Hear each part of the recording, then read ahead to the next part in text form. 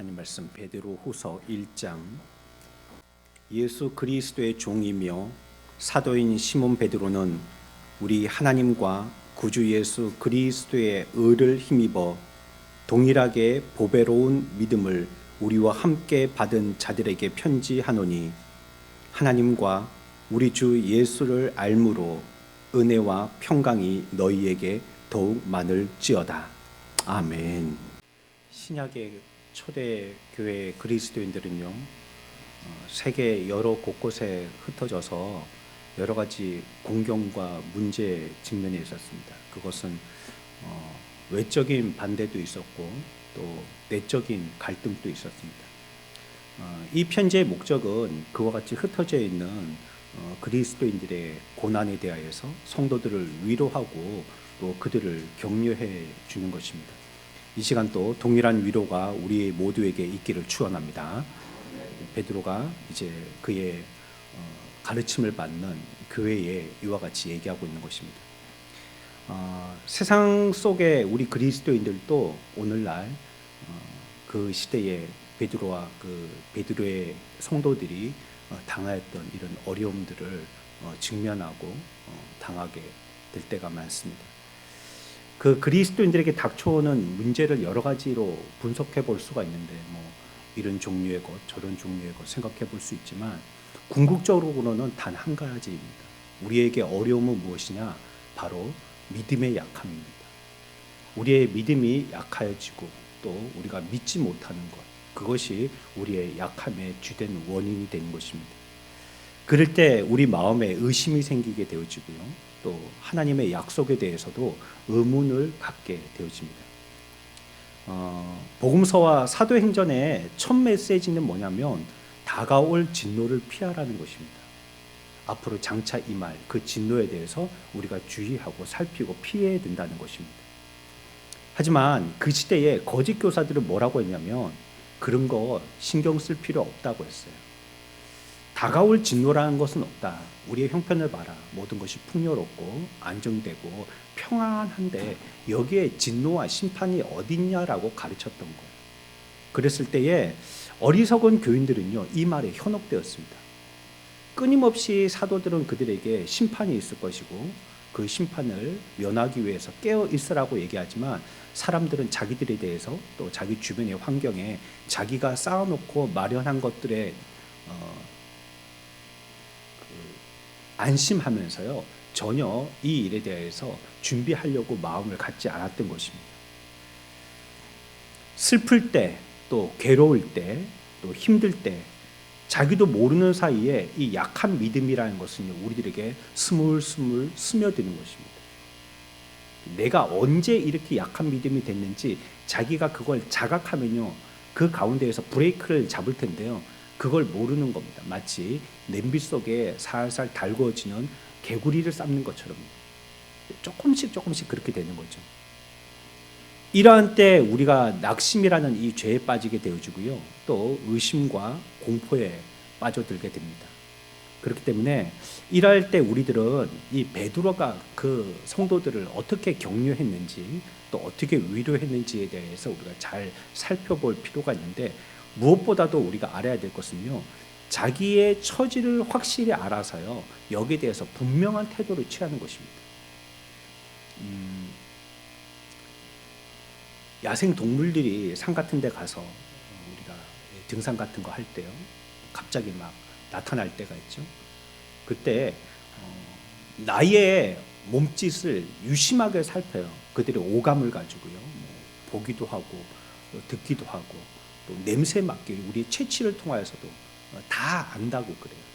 그때 내가 확실하고 동료되지 않은 분명한 태도를 취하면 야생 동물들도요, 자기들도 사람을 보면 보통은 겁을 내고 도망가는데요, 앞에 자기도 그러고 나도 그러고 길에서 갑자기 만나게 됐을 때 당황하잖아요. 그럴 때 내가 막 주저하고 겁을 내고 뒷걸음질 치면 이놈들이 이건 나보다 약한 사람이구나 싶어서 자꾸 덤벼들려고 공격을 해오고 자꾸 다가오죠. 이때 내가 나의 자세를 분명하고 확실하게 하고 그 앞에서 내가 더 세다는 걸 보여주게 되면 나보다 2배, 3배가 되어지는 짐승이라 할지라도요, 거기에 눈을 깔고요. 기가 죽어서 뒷걸음질하고 오히려 자기가 도망치게 되죠. 그러니까 이럴 때에 나의 태도가 어떠한지가 매우 중요한 겁니다. 우리 모두에게는 이런 일들을 갖다가 분명히 만나게 될 텐데요. 그래서 우리의 믿음이 약해질 때가 있고 나도 모르는 사이에 그것으로 인하여서 낙심하고 좌절할 때가 있는데 그럴 때에 내가 분명한 태도, 바른 반석 위에 세워진 집과 같은 확실한 나의 처지에 대한 분명한 태도가 필요한 것입니다. 그래서 베드로는 뭐라고 그러냐면 첫 장에서 너희 부르심과 택하심을 굳게 해야 된다라고 얘기하고 있습니다. 굳게 하라는 거예요. 너가 부름받았고 택함 받았다는 걸 갖다가 굳게 해야 된다는 거예요. 이거 그냥 물 부으면 흐물흐물해지는 그런 그냥 진흙과 같은 이런 삶이 되어서는 안 된다. 콘크리트가 돼야 된다는 거예요. 굳게 해야 된다는 것입니다. 콘크리트 한번 타설하면 어떻습니까? 보통 30년, 40년 가고요. 우리나라는 재개발한다고 두들겨 부숴서 그렇죠. 가만히만 잘 보존하면 100년도 가는 게 콘크리트입니다. 그 안에다 막 철근까지 넣어서 한다면요, 이건 뭐 그 강도가 뭐 어마어마하죠. 폭탄이 떨어져서 터트리지 않으면 사람이 부수기는 매우 힘든 게 그 강도가 되지 않겠습니까? 우리의 믿음이 그 정도 돼야 된다는 거예요. 너희의 부르심과 택하심에 대해서 굳게 해야 된다. 끊임없이 굳게 해야 될 필요가 있다는 겁니다. 그래서요, 우리 10절 봅시다. 1장 10절입니다. 베드로후서 1장 10절. 우리가 오늘은 1, 2절만 보았지만요, 조금 내려가서 10절에서 베드로가 이와 같이 성도들에게 강조하고 있습니다. 같이 읽습니다. 시작. 그러므로 형제들아 더욱 힘써 너희 부르심과 택하심을 굳게 하라. 너희가 이것을 행한즉 언제든지 실족하지 아니하리라. 아멘. 이 부르심과 택하심에 굳게 하는 데는요, 뭐가 필요해요? 예, 앞에 보십시오. 성경의 앞에 표현이 뭐라고 나와 있습니까? 너희 부르심과 택하심을 어떻게 하라고요? 형제들아 더욱 힘쓰라는 겁니다. 예, 이건요, 힘이 들어가는 거예요. 이게 저절로 되는 것이 아닙니다. 대부분 저절로 되는 것은요, 영적인 죄의 중력에 의한 것입니다. 그냥 놓으면 떨어지잖아요. 모든 물건은. 그거 우리가 중력이라고 하죠. 죄도요, 우리가 놓으면 떨어지는 것들이 대부분입니다. 계속 놓아서 저절로 떨어지게 만드는 것들은 거의 다 죄와 관계된 것들입니다. 그러면 의와 관계된 것들은 어떤 것이냐? 힘을 써서요, 들어 올려야 되는 것들입니다. 가만히 놔두면 그냥 떨어지는데 그걸 들어 올려야 되는 것이에요. 뭐 작은 거라 할지라도요, 들어 올려야 돼요. 여러분들 초등학교 다니실 때 벌 서 보셨죠? 예, 벌 안 서 보신 분들 계시겠지만 저는 벌 많이 서봤는데요. 단체 기합도 그렇고 많이 서고, 요즘은 선생님들 벌 많이 안 세우죠. 때리지도 않고, 그렇죠. 그럼 학교 안 다닌다 하니까. 예전에는 삐딱하면 책상 위에 올라가라 하고, 그리고 무릎 꿇고 책상 위에 올라가라 하거든요. 그게 제일 무섭죠. 그리고 이제 손 들으라고 하는 거예요. 그게 제일 약한 체벌이죠. 책상 위에 올라가서 무릎 꿇고 손 들으라는 거. 근데 손에 아무것도 안 쥐고 있어요. 그냥 손만 들고 빈손 들고 있는 겁니다. 근데 그게 처음에 들 때는 우습고요. 애들하고 장난치고 뭐 요 정도야 1시간이라도 하겠다 이렇게 자신 있는데, 이게요 10분이 되고 20분이 되면 손이 천근만근 같이 느껴집니다. 그 다음부터는 막 낑낑낑낑 거리는 소리, 막 땀을 흐르고 얼굴에 애들이 빨갛게 되고 막 난리가 나죠. 그렇죠? 아무것도 안 쥐고 있지만 들고 있다는 것 자체는 힘이 필요한 겁니다. 그러니까 우리의 신앙에서도 부르심과 택하심을 굳게 하는 데는요, 힘이 필요한 거예요. 힘을 쓰라라고 얘기하는 것입니다. 그래서 복음은요, 믿음이 약해 있는 우리들의 이런 상태하고 믿음이 약해 있는 우리들의 이러한 조건에 있는 사람들에게 오늘 본문을 통하여서 베드로가 두 가지를 당부하고 있어요. 이렇게 해야 된다라는 것입니다. 우리가 금방 읽었지만 먼저는요, 믿고 있는 것을 절대적으로 확신해야 된다라고 얘기하고 있습니다. 우리가 무엇을 믿는지에 대해서 그 믿음을 확실히 하라는 겁니다. 여러분, 우리가 신앙생활하는 것은요, 지금 저와 여러분들이 더 나은 윤택한 그런 문화인의 삶을 살기 위해서 어떤 교양 강좌 듣는 시간이 아닙니다. 이 시간은 여러분들이 이해할 수 있고 내 정서에 맞고 그거 취미생활로 한번 들어볼 만하고 재밌거나 이런 게 아닙니다. 이 시간에 선포되어진 말씀은 살아계신 하나님의 말씀입니다. 이 사실은 여러분들의 상황과는 별 상관이 없어요. 이게 조금 매정하게 들릴지 모르지만 하나님의 말씀이 그대로 선포되는 겁니다. 그런데 여기에 대해서 효과를 보려면요, 그걸 그대로 믿는 겁니다. 그냥 내 상황과 형편이 어땠지, 내가 뭐 어땠지, 이랬지 저랬지, 이런 걸 궁리하고 생각하거나 모색하지 않고요, 그냥 그대로 믿는 겁니다. 내 상황을 불문하고 그냥 덮어버리고 그대로 믿어버리는 겁니다. 그럴 때 그 가운데 능력이 나타나는 거예요. 왜? 믿음이라는 것은 우리가 전적으로 그분을 의탁하는 거기 때문에. 그분이 조금 끌어주시고 나도 조금 힘을 쓰고 이래가지고 믿음 생활하는 게 아니에요. 그건 하나님의 전적인 은혜로 되는 것이 믿음이기 때문에요, 하나님 앞에 전폭적으로 맡기는 겁니다. 그래서 말씀을 듣는 때에도 그 말씀이 나를 살리리라 하고 마음의 문을 갖다가 막 대자로 활짝 열고 그냥 다 맡겨버리는 겁니다. 그러면 이후에 되고 안 되고는요, 성령이 역사하십니다. 근데 우리가 가운데서요, 반쯤 연다든지 열어놨다가 닫는다든지 아예 닫는다든지 그럴 때는 능력의 말씀의 역사가 나타나지 않는 거예요. 그러니까 우리는 우리가 배운 것이 있다면 그걸 확실히 하는 것이 중요합니다. 물론 새로운 것도 배워야 되겠죠. 성경에서 무궁무진한 말씀, 생명의 말씀이 풍성하여서 홍수처럼 흐르는데 그 말씀 우리가 많이 듣고 자주 듣고 뭐 여러 가지 다양하게 들으면 좋겠죠. 하지만 우리들에게는요, 이미 전하여 주셨던 말씀이 있죠. 또 이미 우리들에게 증거해 주신 말씀, 그 말씀을 확실히 하는 태도가 필요하다는 거예요. 그리고 또 한 가지는요, 그 점 안에서 우리들은 머물면 안 되고요, 자라가야 한다는 겁니다. 확신하고, 절대적으로 확신하고, 그 다음에 우리는 그 가운데서 성장해야 될 것을 얘기하고 있습니다. 베드로는요, 오늘 1, 2절 이 두 절을 통하여서 말해야 될 모든 것들을 말하고 있고요, 이 베드로서의 편지 전체는요, 이 두 절에 대한 설명이다 해도 과언이 아닙니다. 이 두 절을 설명하고 있는 게 베드로 전후서입니다. 우리들에게 얘기하고 있던, 금방 말씀드렸던 이걸 지금 풀이해서 계속 써나가고 있는 것입니다.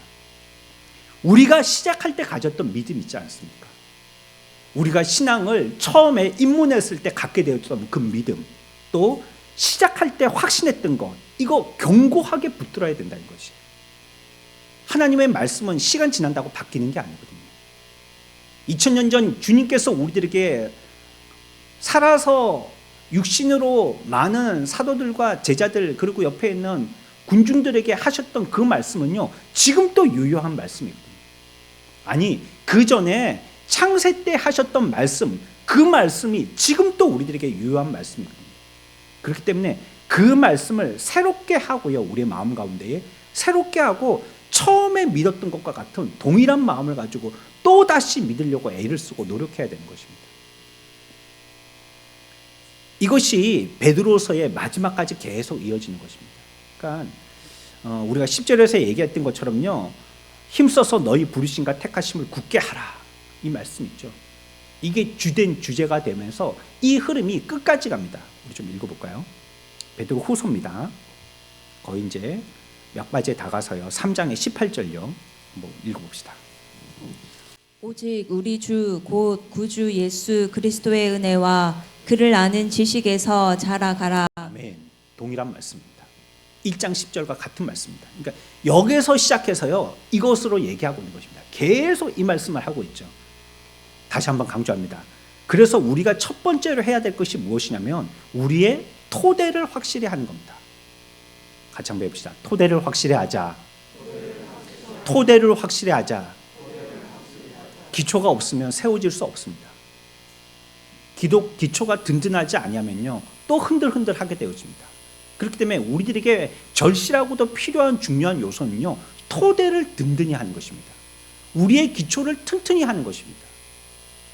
얼마 전에도 우리 새가족 식사할 때 제가 식당에서 그 얘기를 했습니다. 우리 새가족 공부 5주 하지 않습니까?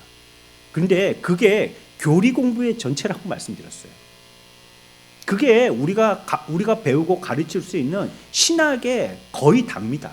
뭐 물론 아주 요약해서 짧게 설명하고 있지만요, 이제 거기다가 조금 더 설명을 붙이고요, 좀 낱말풀이 조금 상세하게 하고요, 좀 원어적으로 들어가든지 아니면 거기에 대한 설명의 성구들을 조금 더 찾아보든지, 이제 그래가지고 그런 신학의 그 내용들이 만들어져 나가는 것이죠. 근데 기초는 그겁니다. 에키스는 그겁니다.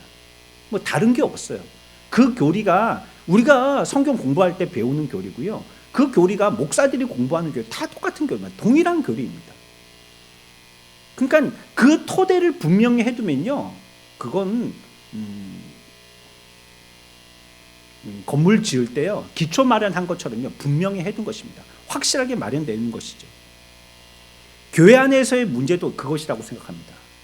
토대의 문제, 기초의 문제라고 생각합니다. 우리가 아마 지금보다 더 큰 예배당을 가지는 더 큰 교회가 되어진다면 분명히 지역 복음화에 큰 영향을 끼칠 것입니다. 하지만 문제는요, 우리 교회가 분명한 진리의 토대를 갖고 있는가 하는 것입니다. 왜냐하면 그렇지 못하면 사람이 많으면 많을수록 더 위험해지는 거예요. 기초가 불안한데 위에다가 높은 건물을 지어갖고 어떻게 되겠습니까?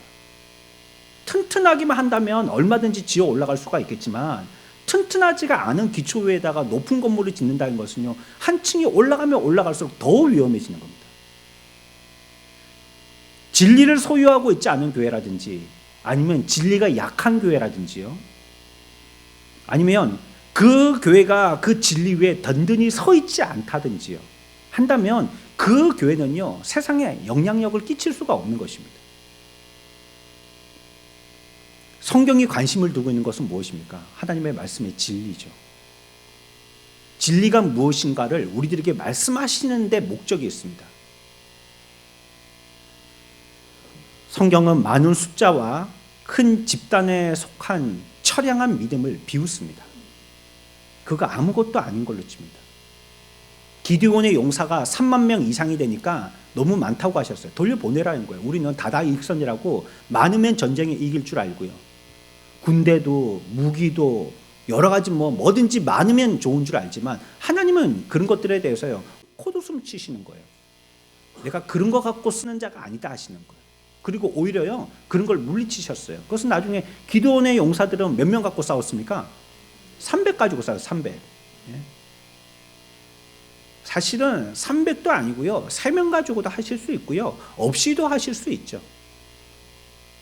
우리가 기초나 토대 없는 많은 것들, 큰 것들, 풍성한 것들, 윤택한 것은요, 사실 위험한 것이라고 봐야 됩니다. 그것은 오히려 우리가 조심해야 되고요, 더 주의를 기울여야 되는 것이죠. 그래서 우리는 자신이 어디에 서 있고요, 누구를 믿는가를 정확하게 아는 것에요 집중하고요, 더 확실해야 되는 겁니다. 우리가 계속 가르쳐야 될 게 이것이고요, 우리가 계속 배워야 할 것이 이것입니다. 내가 어디에 서 있는지 말이죠. 난 지금 어디를 향하고 있고 나의 기초는 무엇인가 하는 거예요. 오늘날에는 우리의 선조들이나 우리의 조상들에 대해서 별로 그렇게 신경을 많이 쓰지 않는 시대이지 않습니까? 그렇죠? 그래서 저도 우리 큰아버지에게 족보책을 받았지만요, 그거 잘 펴보질 않는 것 같아요. 이게 뭐라 하는지 전부 다 누군 낳고 그것뿐이 없는데요. 관심 있다고 하는 거 이제 저 위 아래 그 정도죠. 이 정도의 관심 있고 저 위로 올라가는데 저 밑으로 내려가면 누군지도 잘 모르겠고요. 또 전부 다 한자다 보니까 뜻도 잘 모르겠고 그래가지고 그냥 보다가 덮어놓는데 책이 사전만 하죠, 이따만 하죠. 근데 우리의 선조나 우리의 뿌리가 없는 그 사람이 그런 후손이 있을 수가 있겠어요? 우리가 아무리 뭐라 한다 할지라도요, 우리의 선조가 어떻다 저떻다 아무리 말을 한다 할지라도 그런 선조가 없는 우리가 있을 수 있냔 말이죠. 우리의 신앙이 지금 어떻다 저떻다 한다 할지라도요, 우리의 신앙에 이와 같은 기초가 없이는 이와 같은 신앙도 이루어지지가 않았은 거예요. 우리는 우리가 지금 어디에 서 있는지, 누구를 믿고 있고 그분은 어떤 분인지에 대해서 분명히 알지 못하면요, 이 어려운 세상 가운데 고난과 슬픔을 더 당하게 되고요, 여기서 헤어나올 수 있는 방법을 갖다가 찾지를 못한다는 거예요. 그저 우리는 스스로가 모색할 뿐이죠. 우리의 믿음의 근거와 토대는 무엇입니까? 1절 다시 보죠. 그래서 우리의 믿음과 근거와 토대가 중요한 것인데요, 1절에서는 이렇게 얘기하고 있습니다. 1절 다 같이 읽습니다. 시작.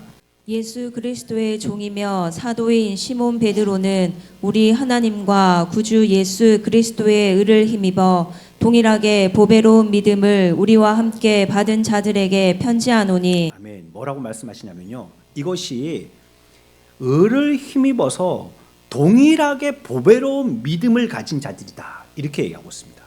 그러니까 우리의 근거와 토대는 뭐냐면요, 믿음인데 그 믿음은 어떤 믿음이냐면 동일한 믿음이라는 거예요.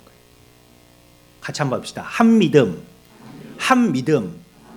여기에서 둘이 되면 안 되면 그러면 이제 이단이 되는 겁니다. 성경에서 다른 소리를 하면 이단이 되는 겁니다. 한 믿음이에요. 그래서 역사가 다르든지 나라가 다르든지 언어가 다르든지 사상이 다르든지 피부색이 다르든지 성별이 다르든지 그런 건 다를 수 있는데요, 복음 자체는 몇 개라는 거예요? 하나라는 거예요. 미국 목사님이 설교하는 거나 한국 목사가 설교하는 거 동일한 설교해야 된다는 거예요. 아프리카의 사람도 하나를 찬양하고 일본 사람도 하나님을 찬양할 때 하나로 찬양해야 된다는 거예요. 그러니까 우리의 믿음은 한 믿음이다. 동일한 믿음을 우리들에게 주셨다는 것입니다. 베드로가 편지를 쓰고 있는 그리스도인들 대부분은 어떤 사람들이냐면 이방인 그리스도인들입니다. 이방인 그리스도인. 근데 베드로가 뭐라고 얘기하냐면요, 이방인 그리스도인 당신들하고 유대인 그리스도인들하고 다 똑같단 말이에요. 하나라는 겁니다. 당신들이 가지고 있는 믿음이나 유대인들이 가지고 있는 믿음이나 그 믿음은 몇 개예요? 하나라는 겁니다. 하나. 뭐 우리나라에 여러 교단들이 많지만요, 뭐 합동도 있고 통합도 있고 감리교도 있고 성결교도 있고 침례교도 있고 뭐 우리가 알지 못하는 여러 교단들도 많지만요, 그러나 거기서 조금 색깔로 진하게 하는 것들은 다를지 모르지만 예수 그리스도로 구원받고 주로 말미암아 우리가 영접하여서 하늘나라 백성이 된다는 것에 대해서는요, 그 기초가 둘이 될 수는 없다는 거예요. 하나라는 거, 하나. 근데 여기에서 다른 소리를 하면 그게 2단되고 3단 되는 겁니다. 뭐 2만위로 구원받는다든지 뭐 14만 4천에 들어야 된다든지, 그 자기들 가운데 14만 4천 이상은 전도를 안 하는가 그러면, 세배가지고 14만 4천 명만 딱 들어가면 나머지는 어떻게 할 건가? 뭐 남의 일이지만 뭐 그런 것도 조금 고민이 되죠, 저는요. 그러니까 그런 건 성경에서 얘기하는 게 아니죠. 그거는 성경에서 얘기하는 한 교리나 한 도리가 아니란 말이에요. 그러면 그건 한 믿음이 아니고요, 온전하게 세워진 것이 아닙니다. 그러면 그들의 토대와 기초는요, 바르게 된 것이 아니에요. 그러면 그 위에 세워진 것은요, 전부 다 헛된 겁니다. 시간 문제지 모래성과 같이 곧 무너질 것들입니다. 하나라는 것입니다. 하나. 우리 사도행전으로 넘어가 봅니다. 10장 34절입니다. 사도행전 10장 34절 같이 읽습니다. 베드로가 입을 열어 말하되 내가 참으로 하나님은 사람의 외모를 보지 아니하시고. 하나님은 뭘 보지 않으세요? 외모는 얼마나 다양합니까? 여기 있는 계신 분들도 보면 전부 다 다르지 않습니까? 쌍둥이도 서로 다르다는데 다 다르지 않습니까? 근데 하나님은 그런 거 안 보신다는 거예요. 외모. 믿음은 인간들의 모든 계층과 모임과 부류에 관계없이 똑같습니다. 똑같은 믿음을 우리들에게 얘기합니다. 예수 그리스도의 복음이라는 것은요, 우리의 인위적인 것, 예수 그리스도의 복음이라는 것은 우리의 인간적인 것, 이런 구분, 이런 차별, 이런 것들 전부 다 폐지합니다. 그런 게 어디 있어? 그런 게. 여자가 어디 있고 남자가 어디 있고 애가 어디 있고 어린이 어디 있고, 옛날에는 애들을 갖다가 차표 팔 때는 뭐라고 달라고 그랬어요? 엄마들이 차표 팔러 갈 때, 차표 사러 갈 때 반표 달라고 그래. 반표. 애가 반입니까 그러면? 예? 표를 달 때 반표 달라고 그랬거든요. 애들도 한 자리에 앉아서 가는 겁니다. 그 위에다가 뭐 짐을 놓거나 사람이 또 앉을 수가 없어요. 그 아이도 한 표예요. 그냥 한 표. 근데 우리는 그렇게 했단 말이에요. 약 팔 때도 애들은 가라는 거예요. 애들이 엄마 데리고 오면 되는데, 가서 엄마 데리고 오라 이러면 되죠. 왜 애들은 가래요? 근데 주님 또 뭐라고 말씀하셨습니까? 아이들이 와서 말씀을 듣는 거에 대해서 물리치지 말라고 말씀하시죠. 그리고 사마리아 여인과 같은 불쌍한 여인, 자기의 남편이 한 명인지 두 명인지 세 명인지 자기조차도 헤아리지 못하는 이런 불쌍한 형편에 있는 여인, 그리고 귀신 들린 자들, 아니면 사람들에게 손가락질 받는 세리인들, 이런 사람들, 차별이 없다는 거예요. 누구든지 다 주님 앞에 주님의 자녀라는 것입니다. 그러니까 우리가 만든 것들, 이런 것들에 대해서 복음은 다 그런 것들을 철폐하고 폐지합니다. 주인이 어디 있고 종이 어디 있습니까? 노예가 어디 있고 노예 상인이 어디 있습니까? 그런 거 없다는 것이에요. 우리는 예수 안에서 하나이기 때문에요. 이전의 우리들의 모습은 관계가 없어요. 어떤 사람이 됐든지 간에. 사회적인 신분, 부의 정도, 교육 수준, 출신 지역, MBTI 상관없습니다. 교회 안에서 그래서 정치색이나 지역색을 나누는 일은 있어서는 안 됩니다. 그건 복음적이지 않습니다. 믿음이 하나인데 우리가 나누어서는 절대 안 되는 것입니다.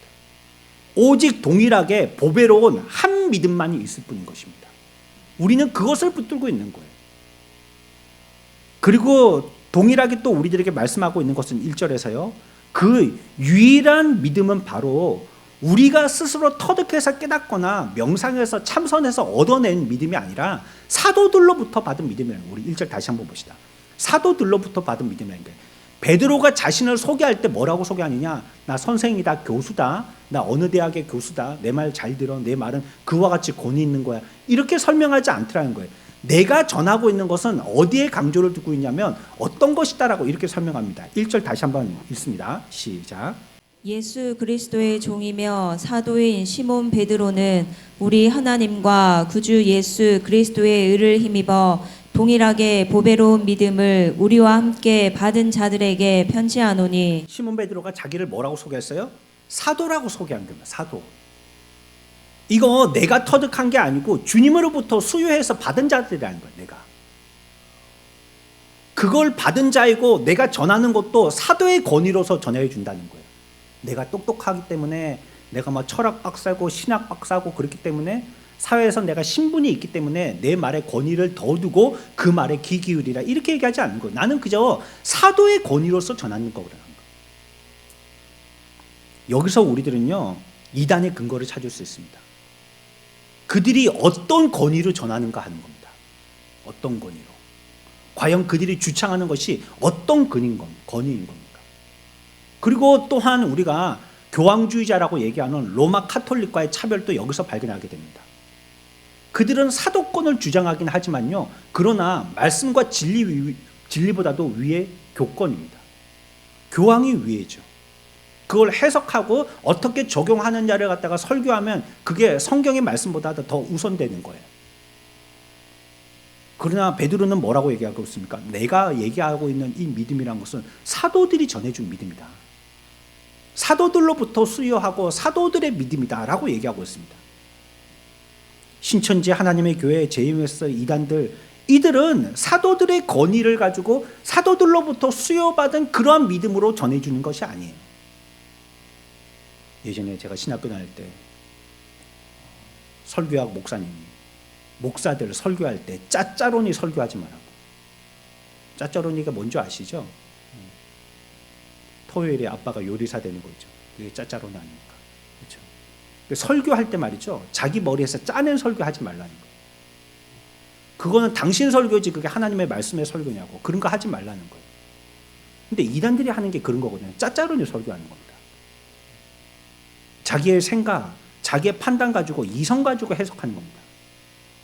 그러니까 그게 성경적이지 않은 이상한 말이 되는 거예요. 우리가 한번 예를 들었지만 공중 화장실, 모든 사람들 대중들이 쓰는 화장실이라는 뜻이지 않습니까? 예를 들면 그들은 자기 나름대로 해석을 하기 때문에 공중에 매달려 있는 화장실이다 이렇게 해석하는 거예요. 이게 성경적이지 않죠. 그 어디에서 그 권위를 가지고 그런 해석을 한다는 거예요. 2000년 전에 사도들이 전수받았던 그 믿음을 가지고 전하는 것이 아니라는 겁니다. 그래서 전하는 자들은 조심해야 되죠. 여러분들에게 큐티하라고 말씀드릴 때는요, 그건 설교가 아니라고 말씀드렸습니다. 그건 여러분들이 그냥 가벼운 마음 가지고 하시면 돼요. 큐티는 좀 잘못돼도 돼요. 그거 가지고 설교하실 게 아니잖아요. 혼자 깨닫고 혼자 양식 삼으면 되니까. 또 자꾸 큐티하고 말씀을 묵상하고 하면요, 하나님이 빛을 비추어 주셔가지고요, 그 말씀을 관통하는 하나님의 능력이 눈을 우리에게 열어주십니다. 그러면 설교 들었을 때보다 더 밝은 빛을 보게 되기도 해요.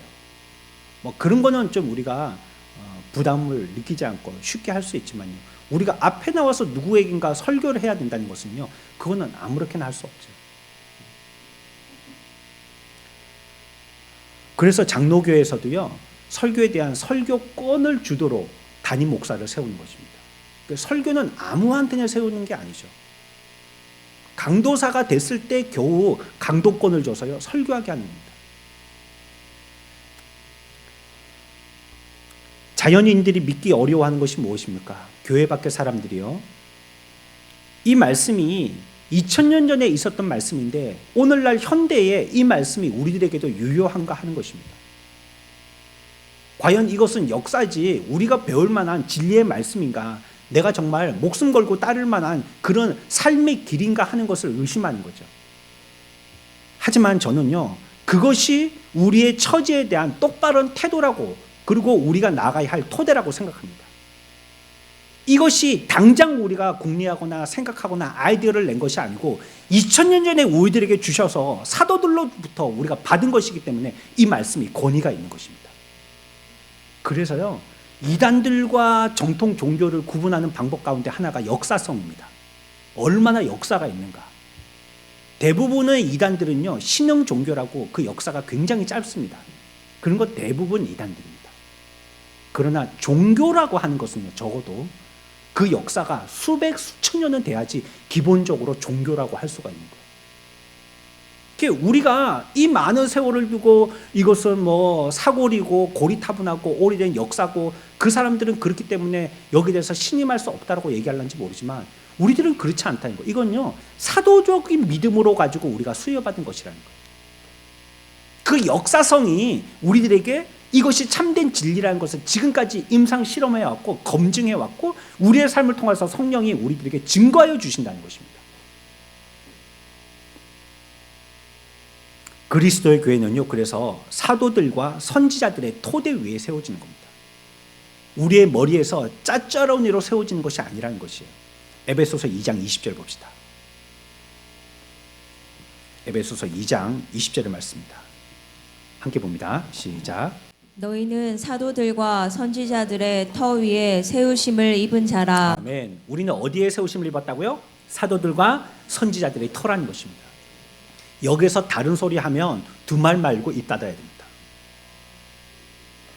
아무리 어디에 가서 많은 공부를 유학했다 할지라도 사도들과 선지자들이 전한 터 위에서 다른 말 했다면요 함구해야 됩니다. 그건 바른 진리를 얘기하고 있는 것이 아니기 때문입니다. 우리가 참된 그리스도인들이라면 사도들과 똑같은 믿음을 가져야 된다는 거예요. 우리가 참된 그리스도인들이라면 선지자들이 전한 것과 똑같은 믿음을 가지고 있어야 된다는 것입니다. 우리가 인생의 문제가 발견되어져서 그 문제를 해결하기 위해서 지구의 먼 곳까지도 갈 수 있습니다. 그러나 결국은 오직 한 믿음만이 있을 뿐이고 한 복음으로 다시 돌아오지 않고서는 문제를 해결할 수가 없습니다. 그것이 우리들에게 시작하게 한 것이기 때문에요. 그곳으로서 다시 돌아와서 출발점에서 문제를 해결하지 않고서는 안 돼요. 그게 뭡니까? 사도들로부터 그때로부터 받은 것들입니다. 선지자들로부터 그때로부터 받은 것들입니다. 여기서 찾는 겁니다. 다른 것들은 너무나도 다양하고 다채롭고 변화되어지기 때문에 거기서 해답을 찾을 수가 없는 것이에요. 그래서 그 복음으로 다시 돌아와야 되는 것이죠. 그 복음 앞에 다시 앉아야 되는 것입니다. 여러분, 복음이란 것은 무엇입니까? 오늘 1절에서요 또다시 이 복음에 대한 중요한 교리를 우리들에게 설명하고 있는데요, 복음의 무엇인지에 대한 정의를요 다시 또 1절에서 얘기합니다. 한 번만 더 읽어봅시다. 우리 계속 읽어서 죄송하지만 1절 한 번만 더 읽어봅시다. 시작. 예수 그리스도의 종이며 사도인 시몬 베드로는 우리 하나님과 구주 예수 그리스도의 의를 힘입어 동일하게 보배로운 믿음을 우리와 함께 받은 자들에게 편지하노니 하나님과 우리 주 예수를 알므로 은혜와 평강이 너희에게 더욱 많을지어다.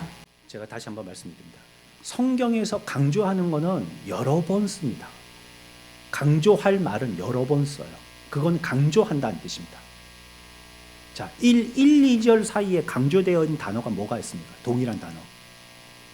여러분들 한번 찾아보시죠. 뭐가 있습니까? 예수 그리스도입니다. 이 두 절 안에 예수 그리스도가 3번이나 나옵니다. 복음이라는 건 뭘 얘기합니까? 예수 그리스도가 중심된 게 복음입니다. 예수 그리스도가 빠져 있다. 그래가지고 뭐 어떻게 살아라, 뭐 도덕적으로 살아라, 윤리적으로 살아라, 착하게 살아라, 서로 사랑하면서 살아라, 봉사하면서 살아라, 위해줘라, 이해해줘라, 안아줘라, 인내해라. 예수 그리스도가 빠진 것은요, 이건 그냥 도덕입니다. 그건 복음이라고 할 수 없어요. 그건 세상에서도 얘기하는 거거든요. 그 우리가 교회 와서 듣는데 다른 차이점은 뭡니까? 예수 그리스도가 중심됐다는 거예요. 예수 그리스도가 중심되어서 그걸 하게 하는 그것이 복음이라고 얘기하고 있는 것입니다. 그러니까 예수님이 중심에 계시며 또한 그리스도와 동떨어진 복음은 없다는 걸 얘기하는 겁니다. 우리가 오늘날 우리나라의 정치 한숨 나오죠. 한 고구마 3개 정도 먹은 것 같죠. 이스라엘과 우크라이나의 전쟁, 그런 피해 결과들, 또 세상과 혼합주의적인 종교 생활을 하고 있는 이 종교인들, 성도들 볼 때 우리들은 뭐라고 얘기하냐면 신앙으로 다시 회귀해야 된다라고 얘기합니다. 신앙으로 다시 돌아가야 된다고. 신앙을 회복해야 된다라고 얘기합니다. 그런데 여기서 우리들이 정말로 조심해야 됩니다. 신앙으로 회귀하고 신앙으로 돌아가야 된다는 말은 전적으로 찬성하는데요. 뭘 조심해야 되냐면요. 신앙으로 회개한다는 말을요, 예수 그리스도를 빼놓고 회개하는 것으로 이해하는 사람들이 많더라는 거예요. 오늘날 신앙 회복, 신앙 교육을 말할 때 교재 바꾸고 학습 스타일은 바꾸는데 예수 그리스도의 이름은 넣지 않는다는 거예요. 그럼 우리가 돌아간 겁니까? 아니요. 딴 길로 간 겁니다. 돌아온 게 아니고. 아무리 재미없고 답답한 소리 한 말 떠왔다 할지라도 예수 그리스도의 복음의 중심이 전해지지 않고서는 지금 딴 길로 가고 있는 겁니다. 세상의 선진을 함께 어깨를 견주고 달리는지는 모르겠지만요, 복음으로 나가고 있는 건 아닙니다.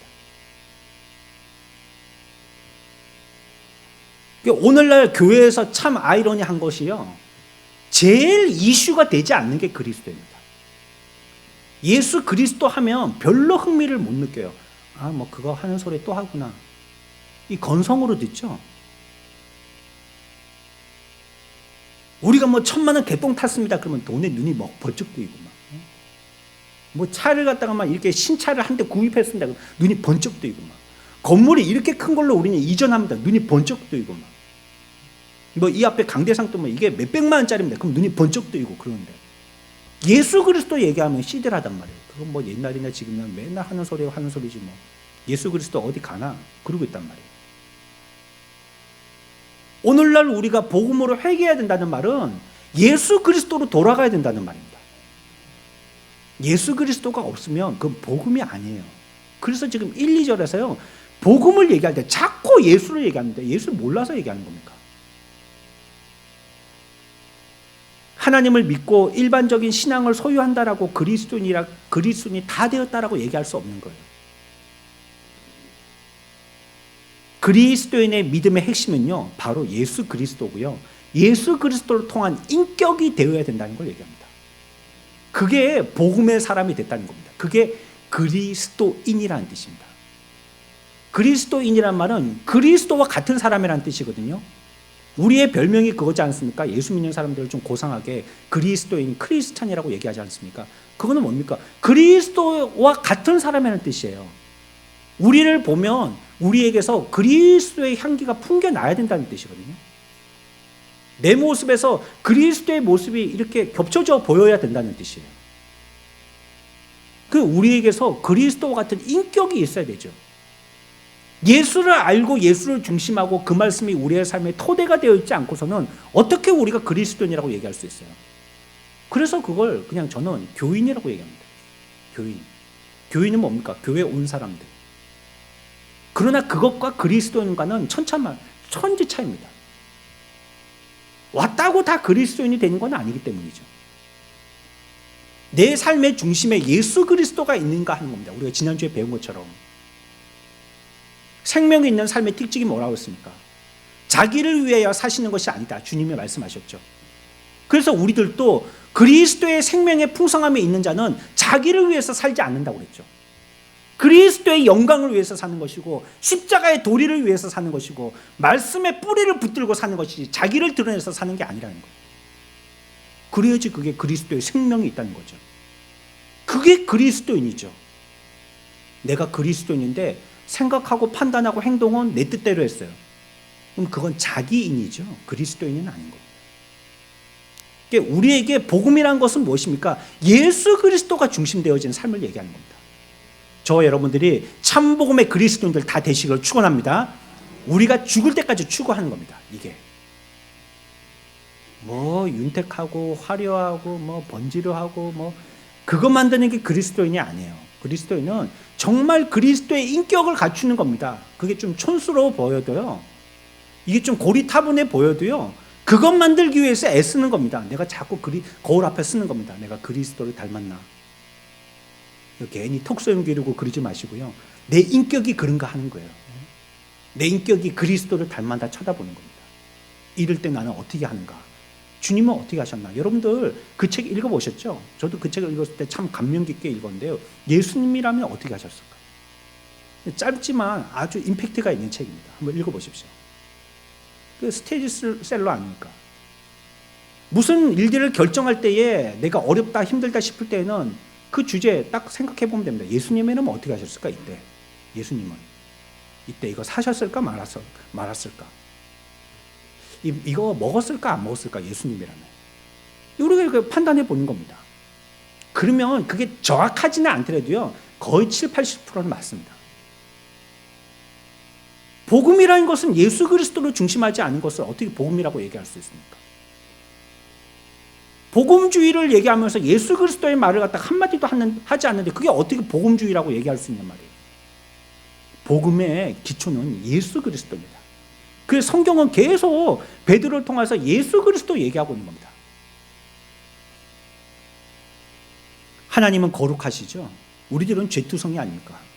죄로 가득 찼지 않습니까? 우리가 그와 같은 하나님의 인격이 되도록 하기 위해서는 구약시대 때에는 뭐라고 생각했냐면 율법을 지키면 된다고 생각했습니다. 율법을 부지런히 지키면 하나님과 같은 하나님의 인격에 하나님 같은 사람이 될 수 있다. 그 그리스도인, 오늘날 신약으로 얘기하면 그리스도인이 될 수 있다고 생각한 것입니다. 근데 비극적인 거는 뭔지 아십니까? 오늘날도 우리가 그러고 있다는 겁니다. 오늘날도 구약시대의 율법과 같은 행위를 통해서 우리가 그리스도인이 될 거라고 생각한다는 거예요. 다시 여쭙습니다. 거울 앞에 섰을 때 나의 인격은 그리스도인인가요? 내 모습은 참 그리스도인 답냐는 거예요. 내가 어떻게 해야지 하나님의 의로운 자가 될 수 있고 새로운 삶을 살 수 있습니까?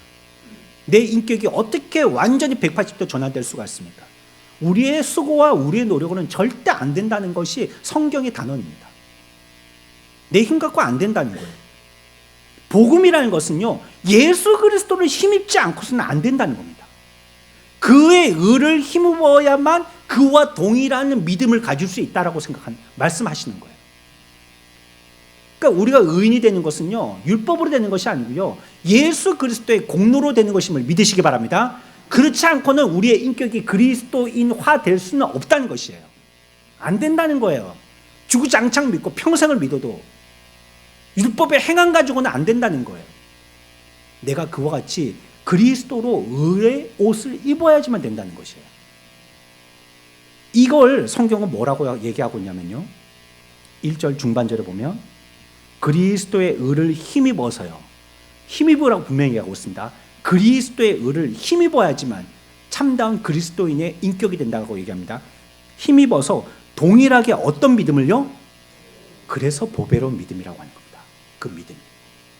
왜 믿음이 보배롭냐? 우리가 그리스도의 의를 힘입어서 우리들도 그리스도인이 되기 때문입니다. 그리스도와 같은 사람이 된다는 거예요. 그러니까 그 믿음이 얼마나 힘있고 놀라운 것입니까? 그로 말미암아 우리가 그리스도가 된다는 것이에요. 뭐 절에서 얘기하는 것처럼 작은 부처가 된다 그런 뜻이 아닙니다.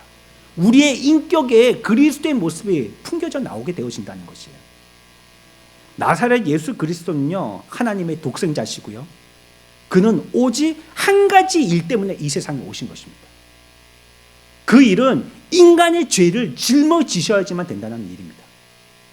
그래서 주님은 그리스도 안에서 인류의 죄를 처리하셨고요, 여기서 죄를 벌하셨고 그것을 모두 다 없애버리셨습니다. 인간이 의롭게 되는 것은 이 사실을 믿는 것입니다. 그것을 믿을 때 우리가 의가 우리의 것이 되는 것입니다. 그래서 그 믿음을 무슨 믿음이라고 한다고요? 보배로운 믿음이라는 것입니다.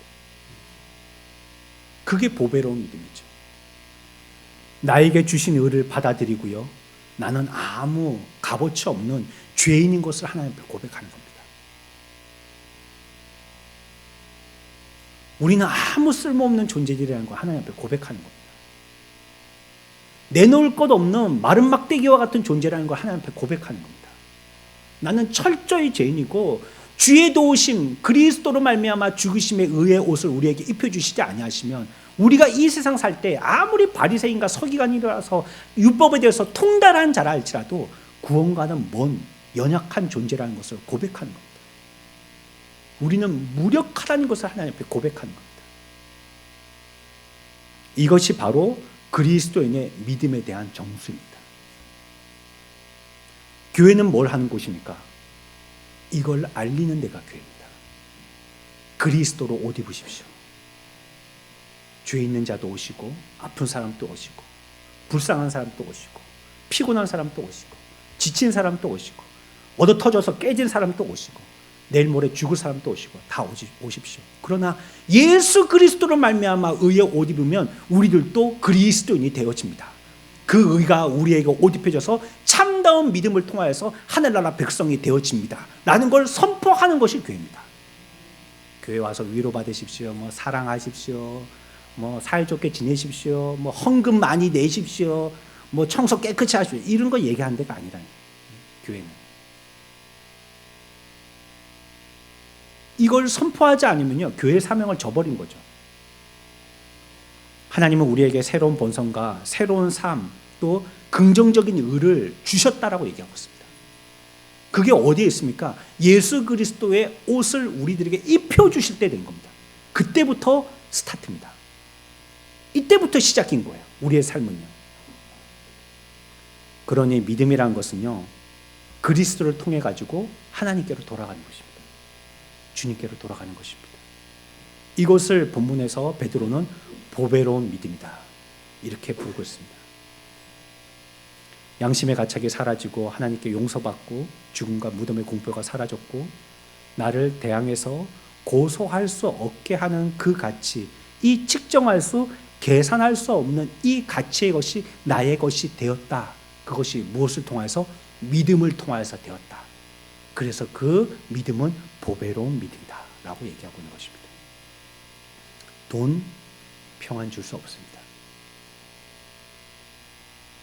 세상에 CEO들도 죽더라고요. 돈을 그렇게 쌓아놓고 있어도 결국은 다 죽습니다. 나의 똑똑함, 그것이 나에게 평안 줄 수 없습니다. 오직 친히의 교리, 우리를 의롭게 해주셨다는 것, 또 우리와 함께 하시는 예수 그리스도, 이분이 우리의 삶 가운데 기초가 되어질 때 우리들은 그 가운데 평안을 누리게 되어지는 것입니다. 그래서 우리들은 어떻게 돼요? 계속 성화를 노력해야 됩니다. 율법적으로 죄가 없을 뿐만이 아니라 흠과 점도 또 오염도 제거해야 됩니다. 이건 누가 해주시냐? 우리에게 선물로 주신 성령이 해주십니다. 너무나도 감사하게 나는 숨가뻐서 이걸 다 못하겠는데, 알지도 못하겠는데 성령이 해주신다는 거예요. 그리고 우리들은 그 성화의 삶을 산 결국은 영화롭다라고 얘기하십니다. 우리가 하나님 앞에 완전한 상태로 서게 되어진다는 거예요. 우리는 어떤 존재로 하나님 앞에 서게 될지 잘 모르겠습니다. 그러나 분명한 것은 그리스도가 변화되어지신 것과 같이 우리들도 그러한 몸으로 이 세상에서 빼냄을 받아서 주님 앞에 서게 될 것이라는 겁니다. 사랑하는 성도 여러분, 나에게 이런 일들을 가져다 주는 것이 바로 믿음입니다. 죄인된 저와 여러분들이 쓸모없고 아무 필요도 없는 그런 꼬다난 보리자루 같은 우리들에게 예수 그리스도의 죽이심으로 말미암아 그 의의 옷을 입혀주셔서 내가 그리스도인 되게 해주신 것이 바로 이 믿음입니다. 그래, 이 믿음이 얼마나 보배롭습니까? 성령께서 지금 나를 붙들고 계세요. 믿음을 가진 하나님의 백성들은 하나님께서 놓지 아니하시고 붙들고 계신다. 여러분들이 갈 길은 눈을 감고 더듬는 것처럼 잘 모른다 할지라도 성령이 우리를 지금 인도하고 계신다는 것이에요. 내가 하찮은 자임에도 불구하고 하나님께서는 아비의 심정으로 자녀를 바라보듯이 관심을 두시고 나를 알고 계시며 나를 염려하시고 그의 권능의 손을 내게 얹으셨다는 것을 얘기하고 있습니다. 이것을 말씀해 주신 것이 바로 보배로운 믿음입니다. 이 보배로운 믿음이 마음의 평화, 하나님과의 평화, 모든 사람들과의 평화를 이끌어 주시기를 축원합니다.